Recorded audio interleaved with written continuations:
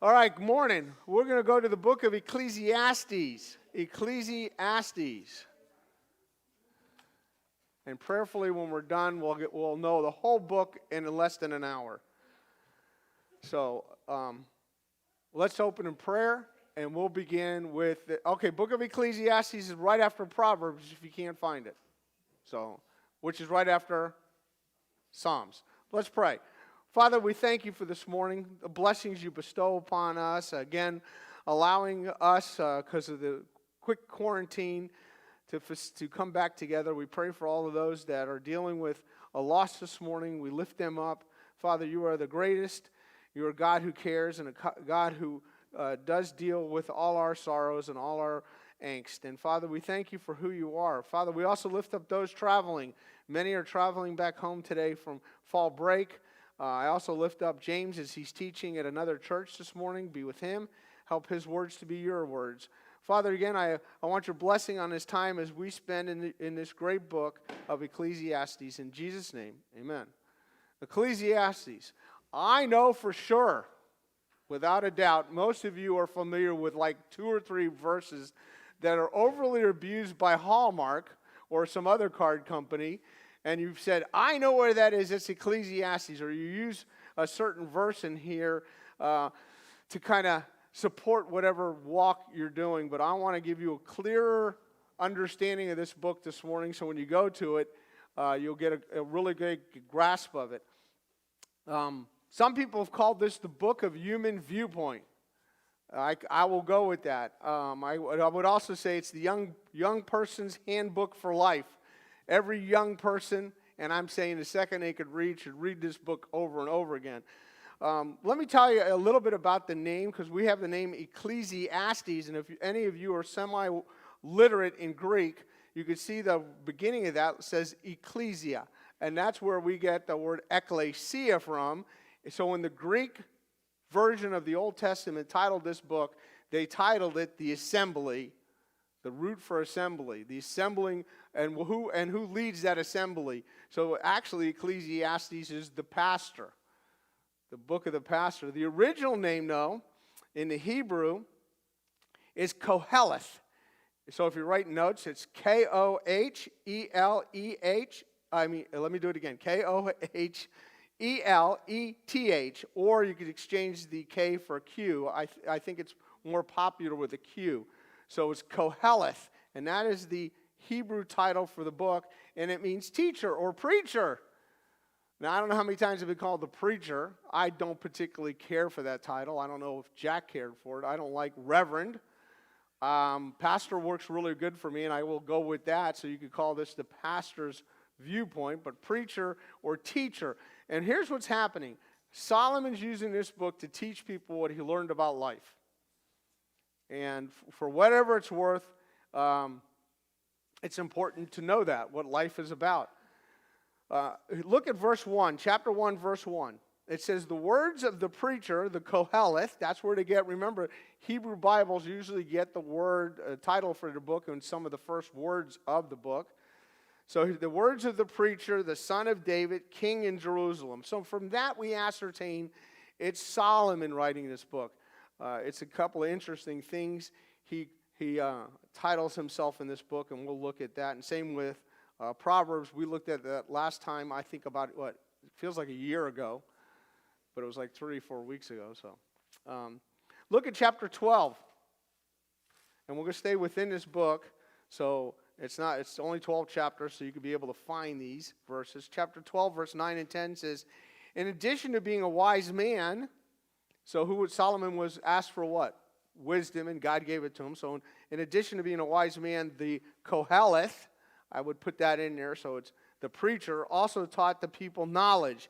And he pondered and searched out and arranged many proverbs. Go back a book. There's the book of what? Proverbs that he wrote. And then it goes on to say, in verse 10, the Koheleth sought to find delightful words and to write words of truth correctly. So that kind of gives you the emphasis on how Solomon approached this book. Now, the key words in this book, and we're going to go over some of these, you'll see this in verse 2. Go to chapter 1, verse 2. And it'll say, vanity of vanities, says the preacher. Vanity of vanity, all is vanity. And I don't know about you all. That's not a common word I would use. I think there was a magazine for many years called Vanity Fair. I think there was a movie out once. It was called something else, Vanity. But we don't use that word. That's not a common word. And when you look at the Hebrew word, hebel, Hebel, hebel, basically means breath, vapor, useless, futile, pointless, emptiness, meaninglessness. I would put that in for vanity, put that whole definition in, because what Solomon's looking at is we wake up and the sun comes up. We go to sleep, the sun's down. And what do? We turn around and do that what? Tomorrow. We'll do it again the next day and the next day and the next day. And as we look at all those things, it's kind of comes to the point of being just plain pointless, meaningless. Because life itself without God and just the quest itself is just redundant, isn't it? Isn't there a lot of redundancies in life? What do? I've done the same thing. I wake up every morning and make some Cuban coffee, and I put some milk in it. And then I sit down and turn on the news, and I see this is the third time the weather's coming on. I think I've watched this too long, and I shut it off. So there's certain things we do repetitiously, almost without thinking. The question of the book, or I guess the theme of the book, is what's the highest good in life? What's life all about? What's life all about? And what you have in chapter 1 through 11 is human viewpoint and the experiment with that. And we'll talk about a true outline in a few minutes. And then in chapter 12, it's all God's viewpoint. So we have 11 chapters of what Solomon thinks, how Solomon experiments with life, the things he does. And then he says, well, at the end of the day, it's all about God's viewpoint, not really what I'm thinking and what I'm doing. And sometimes we just do things aimlessly without a vantage point of God's viewpoint. So again, what's Ecclesiastes like? What's the style of this book? Well, this book pretty much is a sermon. I don't know how many people have preached a full sermon or gone verse by verse through Ecclesiastes. I can think off the top of my head, maybe two. I know Dr. Christopher Cohn wrote a book on it lately. I don't know how recently it was, but he wrote a book on it. And I have it in my library, and I started reading it, and I said, the book is this thick. It's about 1.5 inches, 2 inches, the book. It's paperback. And I'm saying there's 12 chapters. So he's got a lot to glean in that and things he's done.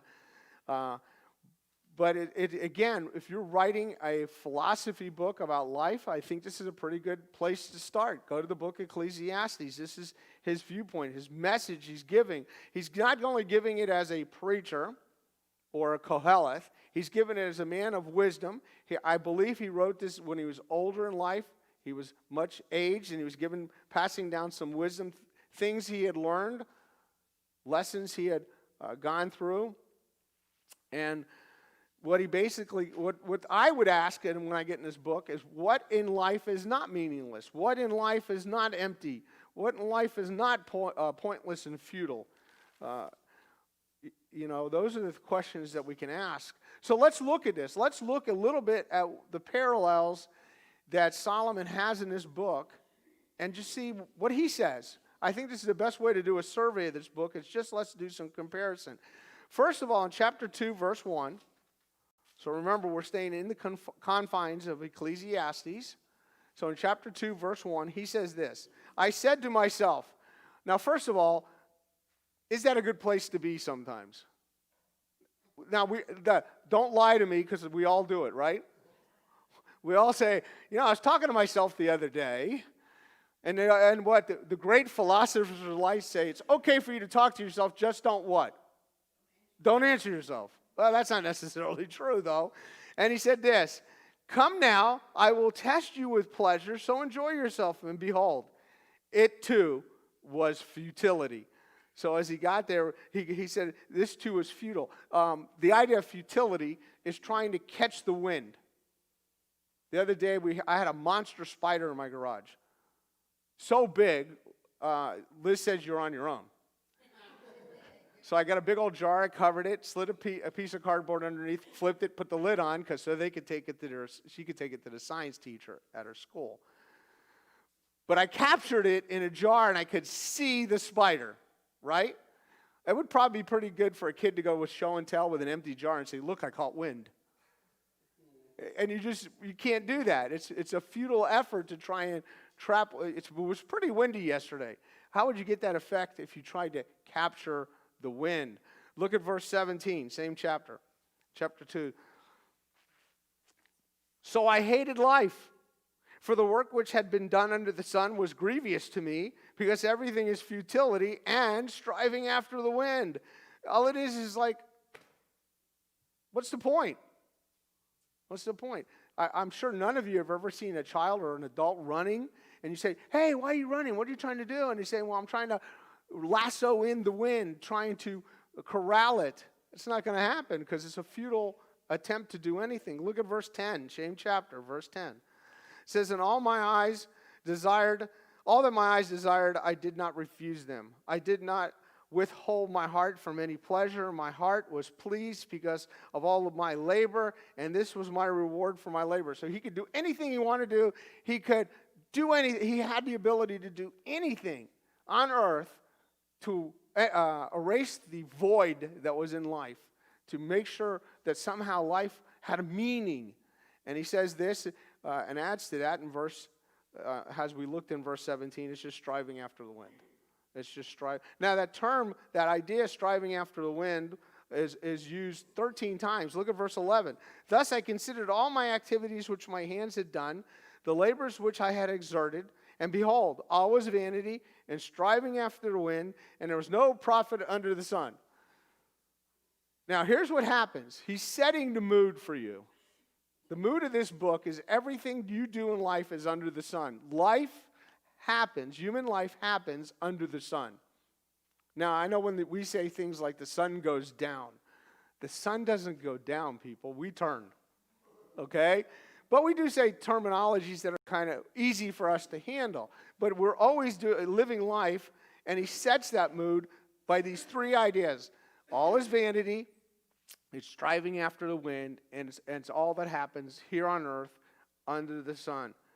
Everybody does everything at all times under the sun, and the conclusion is of what is done is pointless. It's just striving after wind. And that would be almost depressive. Doesn't it sound depressive?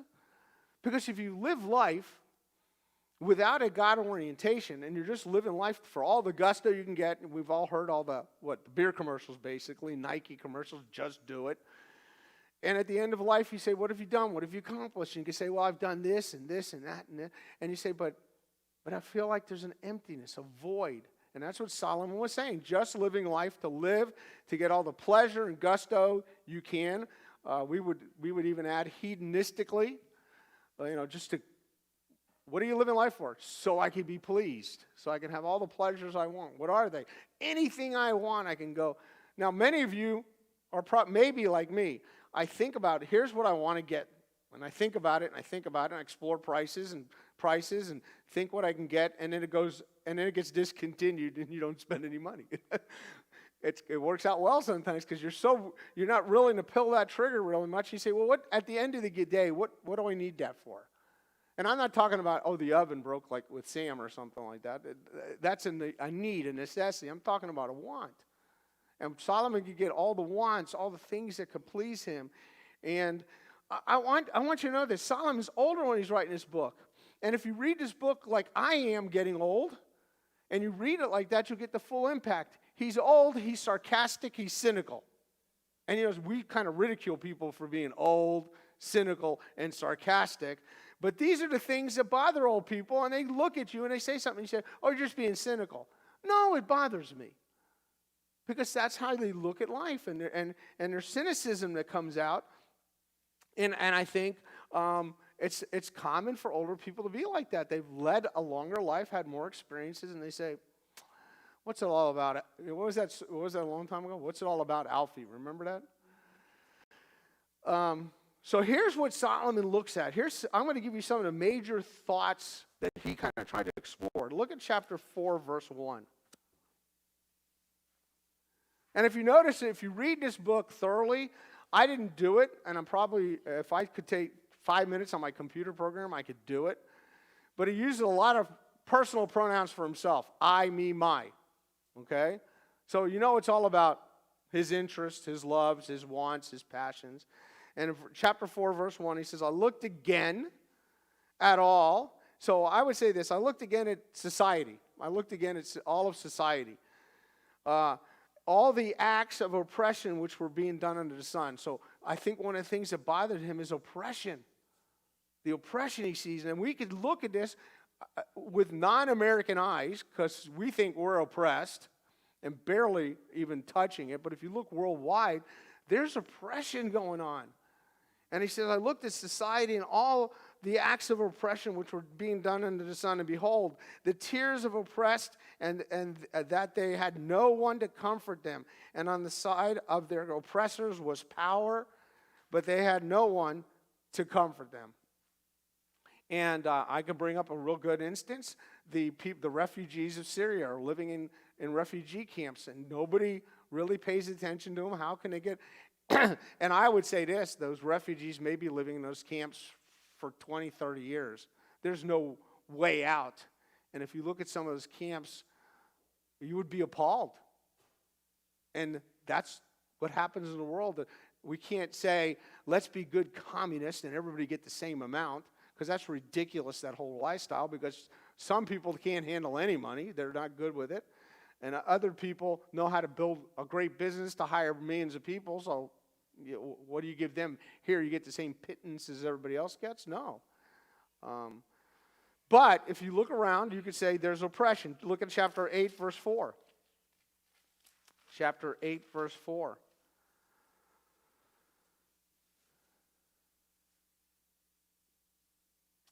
Since the word of the king is authoritative, who will say to him, what are you doing?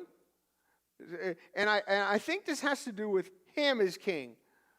Because we say, oh, God's king. God's not accountable to us. God can do whatever he wants. Well, that's true. But remember, we're talking about a section that Solomon's talking about himself. How much power did Solomon have? He had a lot. He was authoritative. Do you know Solomon overtaxed the people? Know how I know that? Because when his son takes over, the kids that come up as his counselors, and I mean kids, they say to Rehoboam, they say to him, tax him more than your dad did. Be more oppressive. So this dad's taxation was bad, but it could get worse. So I'm going to say something to everybody that's in this room and everybody watching on YouTube. It could get worse. But when you have a king, an absolute monarch, and some countries have dictators, you can't question them. You can't say, and there should be some accountability. And I think Solomon's hinting at that. There should be accountability. But I'm going to say this. With status, Solomon looks around. I'm going to say this that kind of coincides with this. With status, you can get almost anything and get away with almost anything. And I'm going to say something on public air. Did OJ do it? I mean, a lot of us are familiar with that, and we would say, I don't know. I don't know enough facts about the case. But status, you can get anything. He bought some of the greatest lawyers there were. If the glove doesn't fit, you must what? Acquit. We all know the line, right? But I could take a glove that I wear all the time that fits perfectly and say, I can't get it on. Come on. Get over that. But the point is, with status, you can get almost anything. Look at chapter 9, verse 11. Chapter 9, verse 11 says, I again saw under the sun. Remember what he's doing. He's placing this comment throughout this. I would encourage you to read through this book and highlight under the sun because it'll brighten the book. Nobody got that. that was a dud, right? But it will, because it's on so much of his text that he writes this. He says in verse 11 again, I saw under the sun that the race is not to the swift, and the battle is not to the warriors, neither is bread to the wise, and nor wealth to the discerning, nor favor to men of ability, for time and chance overtake them. So he's kind of got, and I'll read the next verse in a minute, but he's got this fatalistic viewpoint, doesn't he? Doesn't it sound like fatalism at its best? Look at verse 12. Moreover, man does not know his time. The fish caught in a in treacherous net, and the birds trapped in a snare, and the sons of men ensnared at an evil time when it suddenly falls on them. That sounds very fatalistic, like we can't avoid anything, it just happens. And that's how he looked at life. Look at chapter 10, verse 9. He who quarries stones may be hurt by them, and he who splits logs may be endangered by them. I'm sorry, verse 19. That was a nice verse, but that's not the point. We're going, what is that? Verse 19. Men prepare a meal for enjoyment, and wine makes life merry, and money is the answer to everything. Why? Because he's showing you a human viewpoint, and if you have enough cash, it is the answer, right? Some people could spend. Look, I looked up a first-class ticket the other day for a flight, just to see. A short flight, $1,100 to be up front in the plane instead of the $150 in the tail, and they both arrive at the same time. The last I checked. The only difference is you got bigger seats because they don't even give you anything on a plane anymore now because of COVID. You've just get on the plane. You could be cargo. Listen, put yourself in a box and say, put me in with the luggage, because it doesn't matter. You're not even getting those cheap bag of peanuts. Maybe. I think they hand you, I heard, they hand you a bag when you get on a plane, Sean? Yeah, a little bag, and say, this is it, bye, see you, kind of thing. Like, what? But here's what he's saying. Money is the answer to everything. And is that a truism? Well, in life it could be. You know, I don't think Bill Gates is hurting for anything. You know, everybody will hear like Bill Gates is a great philanthropist. He gives tons of money to people, but he hasn't dented the checking account. Do you understand what I'm saying?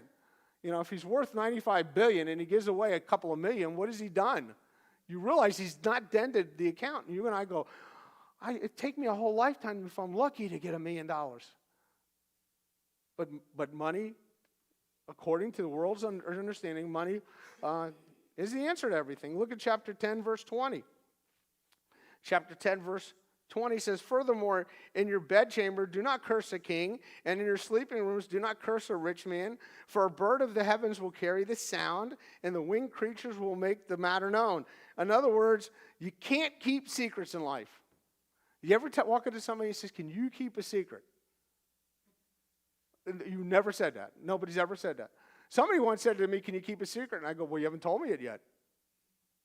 I have to decide, because if you're a murderer, I'm not keeping that a secret. You know? Well, I just murdered 8 people, but I told you to keep it a secret. Ain't happening. I'm dialing 911 and holding you. You know? But if you think about it, if you tell someone something, everyone will know. Do you know that? And that's how Solomon looks at life. Don't tell anybody anything. They'll all find out sooner or later. Everybody's going to know your life. So let's go back to chapter 2 for a minute.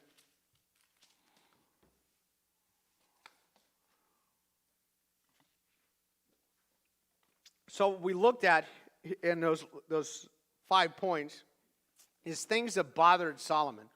But that's not all of them. There's other things that are happening that he's dealing with too at the same time. Now, I'm going to say this. Collectively, if we came up with things, a list of things that bothered us and the things in life that kept us busy or things in life that we didn't totally understand, I bet you our lists would all be very close to being similar. I mean, if we included names, it wouldn't be the same names, but it would be the same ideas, right? So when we talk about human wisdom, and that's what we're going to talk about for a few minutes, well, let's do this. Let's go back, let's just set the stage. Go to chapter 1 first. And, let's do this. Chapter 1. And I want you, and we're going to read a verse and go to Genesis. I want to take you here because I want to show you something.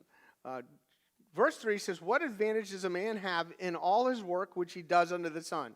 So all of us, it's not just saying man, so we could put in here mankind. People work, right? I worked for a company for 34 years that's still in business and now being chastised for how they deliver your voting ballots. You know how they deliver it? In trays. I mean, it's massive what goes on. And I don't think there's a postman that's ever stole a voter's ballot. Oh, I don't want this person voting. I actually had to return a couple of people because they didn't realize in Florida, the way the ballots used to work, you used to close the envelope, and in the back of the envelope, you had to sign it. And they didn't sign it. Thank God I knew, at least because people did put return addresses. Some people didn't. So if it was unsigned, it didn't get counted. And people say, well, does your vote get counted? Well, you got to do what it says in the instructions to do. And then it'll be, anyway. So look at Genesis 3:15. And I will put enmity between you and the woman, and between your seed and her seed, and he shall bruise or crush you on the head, and you shall bruise him on the heel. To the woman he said, I will multiply greatly your pain in childbirth, and in pain you shall bring forth children. Yet your desire shall be for your husband, and he shall rule over you. Then he said to Adam, because you have listened to the voice of your wife, and have eaten of the tree about which I commanded you, saying, you shall not eat from it. Cursed is the ground because of you. In toil you shall eat of it. In other words, you're going to work. So part of the curse is working. So when Solomon says this, all this work we've done under the sun, he knows we're under a curse, and we're dealing with a cursed object. Then he goes on in verse 4 of chapter 1 of Ecclesiastes. He says, a generation goes and a generation comes, but the earth remains forever. Look what Genesis 8:22 says about that. Genesis 8:22 says, while the earth remains, listen, you want to prove something to those that think we're having global meltdown and that we're killing the earth? Listen, this is God saying this, and this is the greatest comeback for environmentalists. Listen to me. Genesis 8:22 says this. While the earth remains, who's going to say it's going to remain? God says it's going to remain. There will be seed time and harvest. There will be cold and hot. Sometimes it'll be colder. Sometimes it'll be hotter. There will be summer and winter. There will be day and night. And it shall not cease.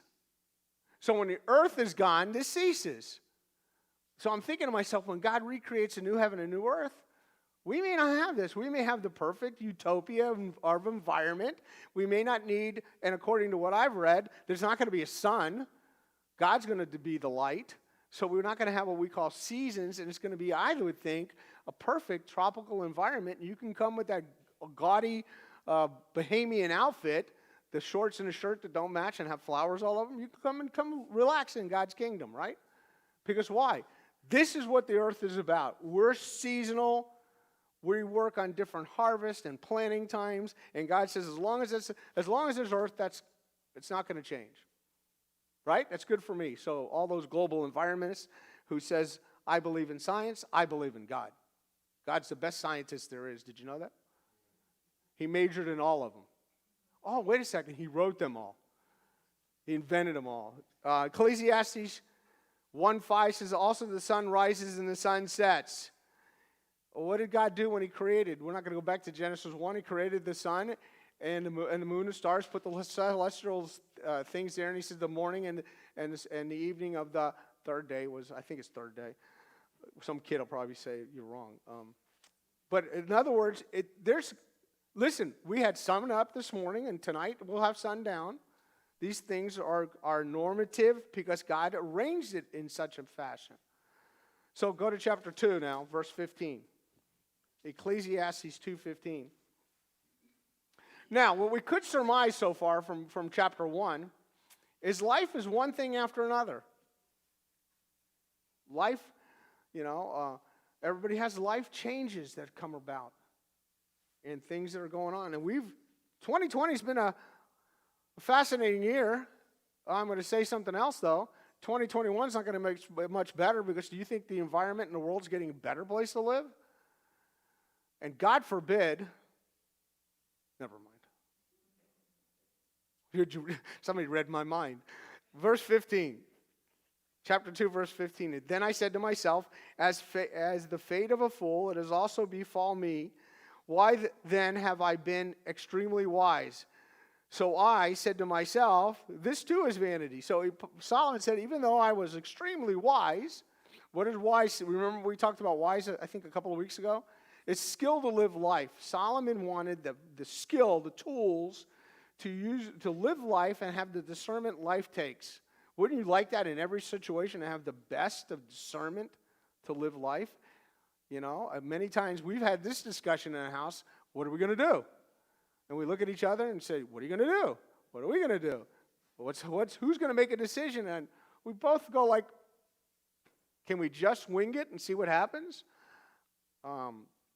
So when you see that, it's very difficult. Verse 16 says, for this, there is no lasting remembrance of the wise man as with the fool. Inasmuch as in the coming days all will be forgotten, and the wise man and the fool alike die.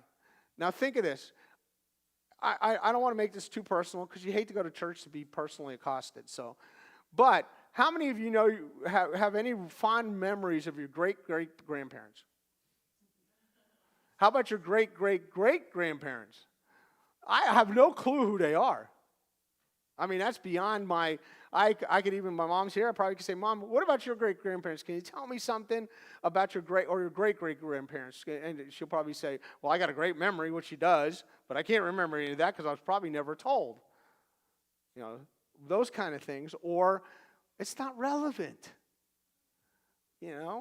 My great-grandkids or great-great-grandkids will never probably know anything. Oh, he's got a picture somewhere, so kind of thing. But life is where, and I think as we look, let's read the rest of the verses I want to read here, 17 through 18. I hated life, for the work which had been done under the sun was grievous to me, and because everything is futility, and now he's striving after the wind. He's king. How much work do you think he did? Probably just pointed, right? But he understood work, the value of work. Verse 18, thus I hated all the fruit of my labor, which I had labored under the sun, for I must leave it to the man who will come after me. Who gets my stuff? Think about that. Oh, and next week, in the second class, we're going to talk a little bit about treasures. Who gets your treasures? Now, I was told a long time ago, a pastor should have a great library. It should be a wonderful library. So I go in my office, I said, wow, I love my library. It's really good. And somebody will come in and say, have you read all those books? Really? A few of them I've probably read all the way through, but a lot of them are reference works and things like that. And it's nice just having them because some of them given, and over the years I've acquired different things. But I got to look in here and I say, listen, I've got to make a decision soon. Who's going to get that? My grandkids walk into the library and say, I don't know what I'm going to do with that. So you say, I'm going to leave it to who? Who's going to get this? And you start talking about this. And Carl and I, who's older than I am, who's pastor in Arizona, have talked about, Carl, who are you leaving your stuff to? It's basically, I don't know. Because I want to know what his wisdom was on that. I don't know. You want it? I go, well, it'd be more duplicates probably of what I have. I don't know. But if you look at this cycle here, which is interesting, people work hard and they obtain things and get things, whatever it may be, it has some intrinsic value to them.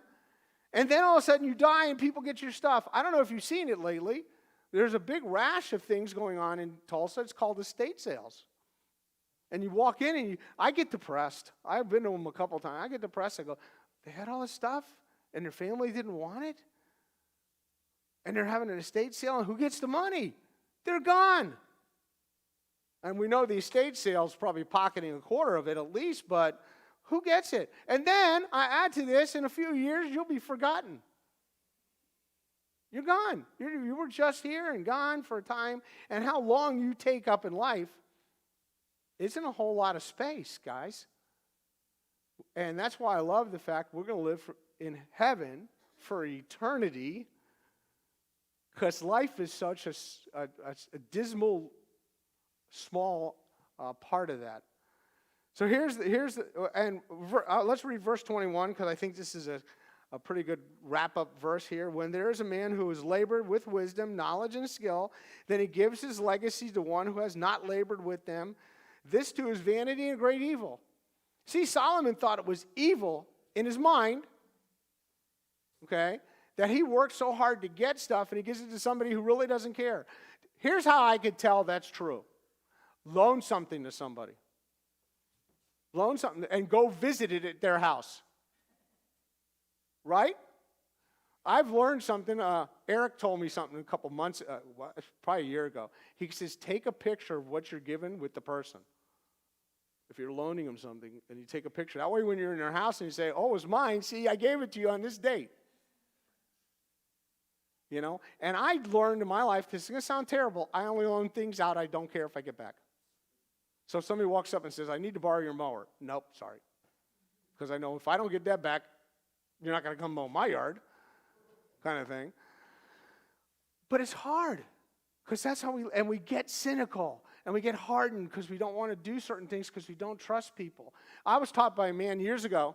I was about 21, 22 years old. He said, if you borrow something, give it back better than you got it. So I'd always loan him my car. Did it work? Yeah. Here's how I got my car back. It was clean inside, it was clean outside, and the tank was full. Dead every time. And I said, you don't have to do that. He says, no, you've lent me something of yours, and I cherish the idea that you're lending it to me, and I'm going to give it back better. And if you ever lend something, like to the mechanic, because you are lending your car to your mechanic, and guess what? You're paying him to keep it. And you get it back, and you look inside and go, couldn't he even wipe his feet or his hands anywhere other than on my steering wheel on my dash? Couldn't he clean it? And then you go to the service manager and say, that car is filthy. He goes, oh, we'll clean it. $50 more. What are you talking about? You made the mess. Because see why? Because Solomon looked and said, people don't care for my things the way I want to care for them. You know? So and I think God gives us stuff and gives us the ability to get stuff, and he wants you to show your godliness by taking care of it. That's my opinion. That's my opinion. I love my neighbor next door and I have competitions. I already told you about this. Who can mow our yard the best and nicest and keep it the greenest? But he beats me because he's got nothing to do but mow it like 8 times a week kind of thing. He's always out there. And he came up to me during my COVID experience and he says, why aren't you mowing your yard? I don't know. But here's what happened. I said, I got to keep up with him. I had to hire somebody, get it done, because I want my yard to look nice. I don't want to look like somebody died in that house, kind of thing. So here's the idea. Don't automatically turn to God for wisdom. There are certain things God automatically gives you to live life. God has given you enough discernment to live life. We don't automatically think, though, a right relationship with God and a continuous walk and abiding with him for happiness and contentment. We think stuff will bring us that contentment. So why'd you buy it? Well, if I got that, I would be content until they came out with the next model. And now they're making things crazy. By the time your phone runs out of its warranty, everything's is out of date on it, kind of thing. I have a TV. I cannot update anything on it because it's out of, and it's only like 8 or 9 years old. You can't update anything on it. You're stuck watching the same couple of channels or cable. You can't update on it. So I beat them to the punch. I did a workaround. I'm not the dumbest guy in the camp, but it still cost me money to fix it. And that'll probably be outdated. And God says, where's your happiness? Where's your contentment? And we try stuff. We try stuff. So the Koheleth writes this apologetic to show living life according to God's standards is the only way to succeed in life and to build up treasures. That's it. And this is the answer that we'll deal with in Matthew chapter 6 next week. Let's look ahead of time. Go to the end of the book, the last 2 chapters, chapter 12, 13, and 14. I'm jumping ahead, but what the heck?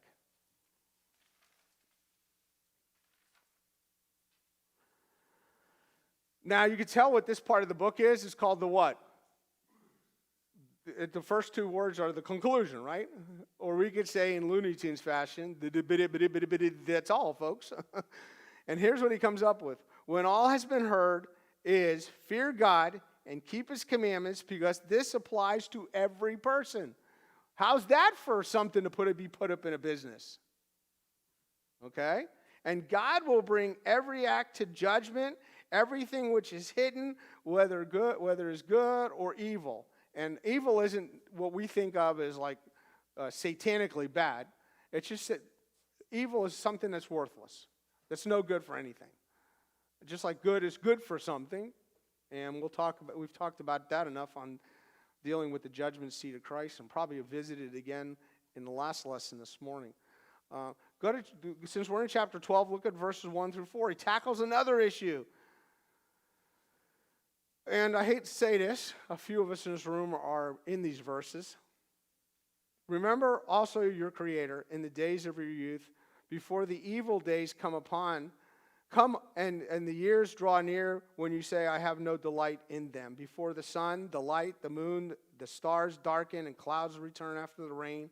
In the day that the watchmen of the house tremble and mighty men stoop, the grinding ones stand idle because there are few, and those who look through windows grow dim. Look through windows that grow dim, that's us. My windows have grown dim and dimmer, and I have a guy I know that I go to at least once a year and checks my vision to say, well, you may need an update on those glasses. Listen, and it says in the doors of verse 4 says, and the doors of the street are shut as the sound of the grinding mill is low. In other words, you're losing your hearing. And one who will rise at the sound of the bird. In other words, you don't sleep really solid. You hear somebody creak and you think somebody's robbing your house or something. You wake up. You're a light sleeper. And all the daughters of song will sing softly. In other words, when you hear anybody doing something, you say, golly, I got to turn up the volume. Know what I have on my TV sets? I beat all that. I have a sound bar. Because the TV volume doesn't work. So I got a sound bar. You hit that baby to 30, 35, I don't hear anything but the TV. So, I mean, there's things we do when we age. So verses 1 through 4 is talking about aging. Aging. We're all going to do that. I love the bumper sticker that I commonly see. I don't see it that much in Tulsa like I used to see it in Florida because there's a lot more retirements there. I wish I knew grandkids were that much fun. I would have had them first. Why? Because you're younger, you're more able to do certain things with them. So what life. Now you got to ask yourself, what in life gets better when I physically get older? And I bowl on a men's senior league, and I'm one of the youngest ones on it. Which is kind of just weird to start with. And I will tell you something. If I brought a notebook with me every Thursday, I could write a litany of things these guys complain about. Knees, backs, livers, kidneys. I mean, they've got a multiplicity of... Listen, if I was a medical doctor, I'd have enough patients right there. You know? And one guy said to me on my team the other day, he says, I got permanent vertigo. I'm not sure which way I'm going. And I said, I can tell. Sorry, he asked me. He's like, go straight. I was going straight. Well, he thought, but he was leaning left more than he was going straight. Notice what it says here. Your hands start to shake. Your teeth falls out. Your eyes go. Your hearing gets lost. You sleep little because any sound awakens you or you need sound to go to sleep. You know, that could be like almost a Jeff Foxworthy stand-up thing. I know you're old when... And you could just do these things because most of us find them funny. But I was talking to my head baseball coach the other day, and we were talking about, I don't know how he got into it, because he was on the high school track, and he was walking and jogging, and he's in his 50s. He says, do you do any jogging? I go, only someone's chasing. Because what's in it for me? I'm going to run X amount of miles every day, right? And my knees will kill me, and my back will hurt. I said, what's the object to the end, you know? I was never really a runner in high school. I mean, we had to do sprints and stuff, but long distance running, I saw no point. Where were you going when you got a car? You know? Those kind of things. So, and everybody's different. My best friend in high school ran cross country. He says, you want to go with me? Why? I have to run 90 feet.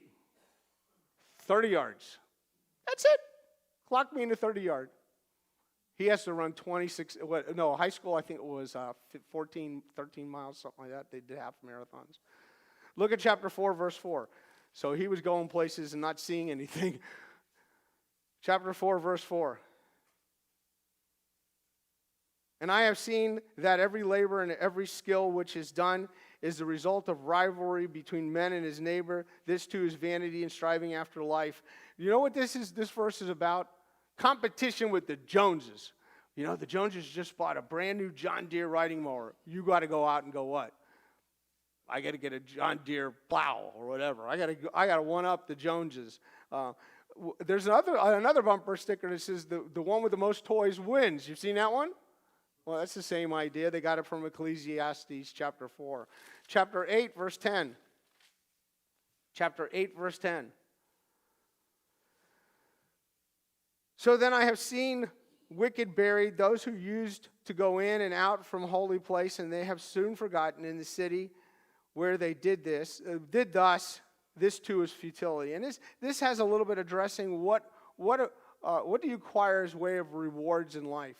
Anybody ever win a trophy? Now they're coming out with not trophies. Everybody gets participation awards of some sort. When I get to heaven, that's what I want, a participation award. Because I'm here. Yes, I participated. But listen, fame doesn't last. Fame doesn't last. And it saddens because some people hang on to fame. I've got to get famous.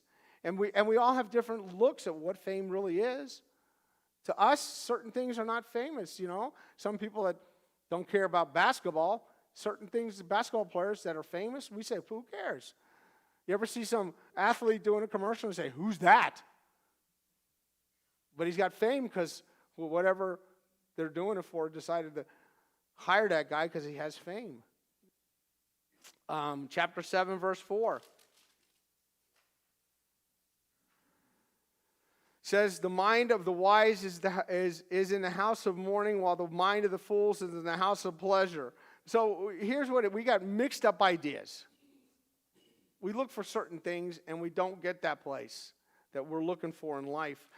Experimenting with life and the things that are in life is sometimes perplexing.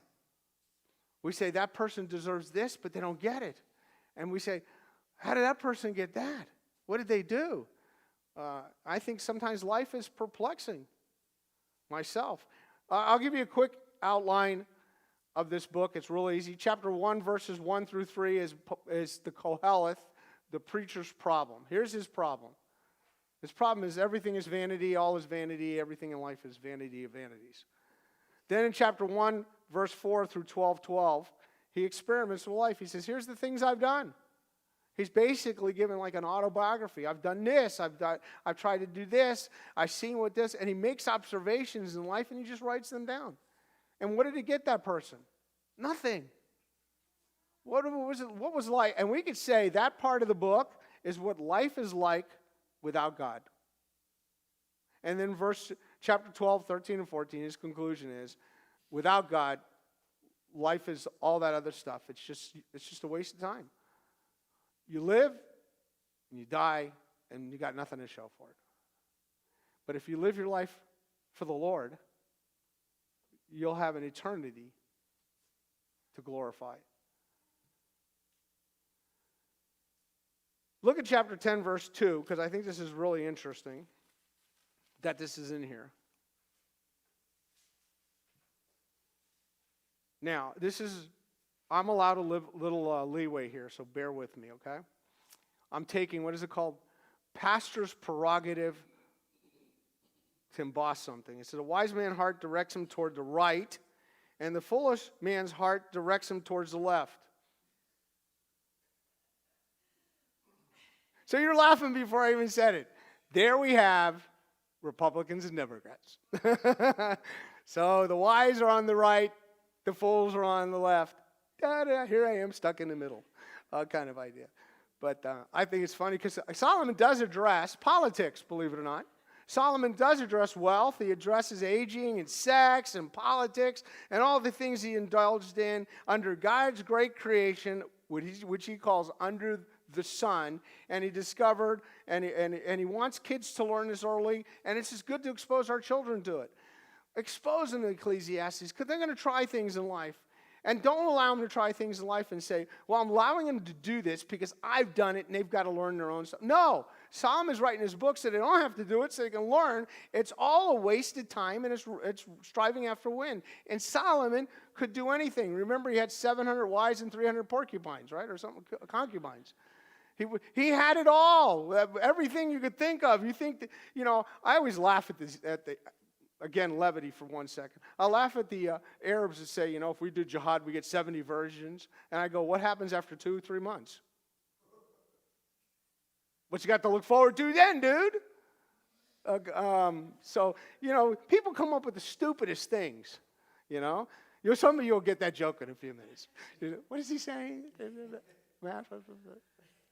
Okay, let me give you the purpose statement of the book, summary statement of the book, and we're done, okay? Purpose statement of the book records man's struggle to find meaning and fulfillment in life. The basic theme is that life is empty and meaningless apart from a right relationship with God. Nail that. He experimented with life, and you say, well, Solomon was a godly man. Not all the time, people. Read the story of Solomon. He had some real issues, and as a king, he broke a lot of laws. Unless a man comes to know the Creator, nothing in creation can bring peace and satisfaction. Let me say that again. Unless a man comes to know the Creator, nothing in the creation can bring him peace and satisfaction. You'll just have stuff. So here's the summary statement.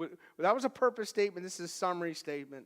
Everything under the sun is meaningless. Solomon recalls them all. His pessimism, his cynicism, his sarcasm show through, yet in reality, there is that one needs a relationship with a living God to bring true joy and true satisfaction. To live life without God, to live life without Him, what's it even all about?